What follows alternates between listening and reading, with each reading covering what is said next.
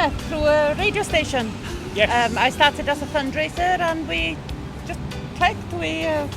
Well, funnily enough, we met at a coffee morning, funnily enough, actually. In the radio station, In the radio station, yeah. So Heulwen was invited to come to the coffee morning at our local radio station, and we started talking, and it just went from there, really. It's a bit naughty, really, because she was texting into the show quite a lot, and I sort of got in touch with her through there. This is the sound of my soul. This is the sound. So guys, where do you see this relationship going?